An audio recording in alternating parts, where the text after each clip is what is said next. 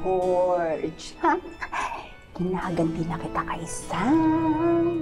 O diba, fair naman ako. At sana talagang malaglag yung dinoda ni Sam. Kaya namihan natin. Para pag sa ganun, tuloy-tuloy ang gera ninyong dalawa. At mapapagod kayo. So pag pagod na kayo at ubos na kayo, ano mangyayari? Kami nga ni Sofia magre-reyna dito sa palasyos. So, good luck, Sam.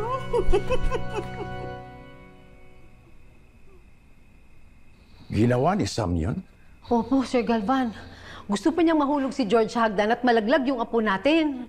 How's the baby? Oh, Ma? Damn that woman! George, saan ka ba galing? Pakinausap ko lang po si Sam. What? Kagaling mo lang sa aksidente, naghahanap ka na naman ng gulo? Kung sinaktan ka niya, be careful. Dala-dala mo ang apo ko. Really, Pa? Muntik niya mapatay yung anak ko, you want me to do nothing? I'm just worried about your baby.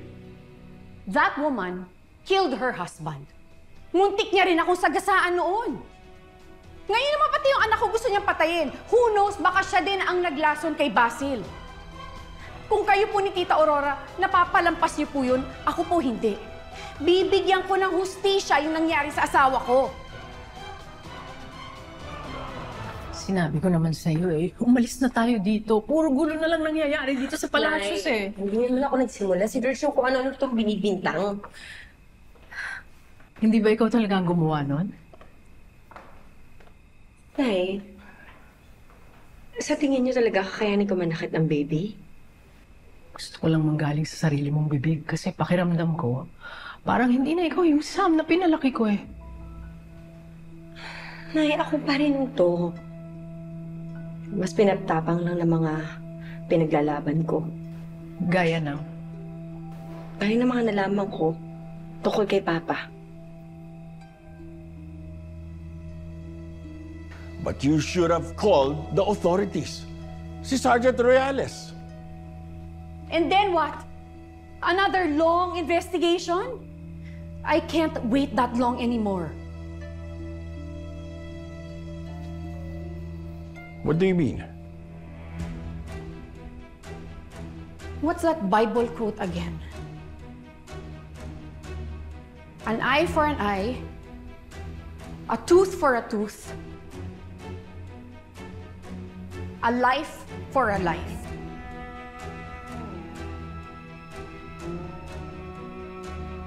What are you trying to say?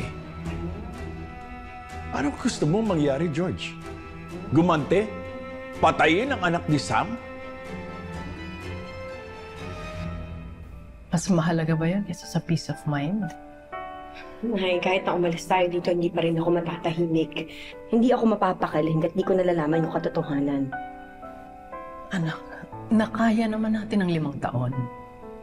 Tigilan mo na yung pag-uungkat ng nakaraan mo. Mag-focus ka sa magiging anak mo. Ayun nga yung dahilan kung bakit ko ginagawa to. Para sa magiging anak ko. Nalaki siya ng walang ama, ng walang lolo. At nabiguman ako sa amin ni Paco.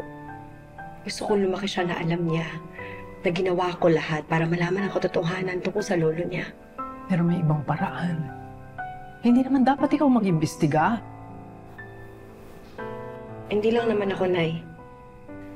Tinawagan ko na si Sergeant Royales. Pagpapatulong ako sa kanya.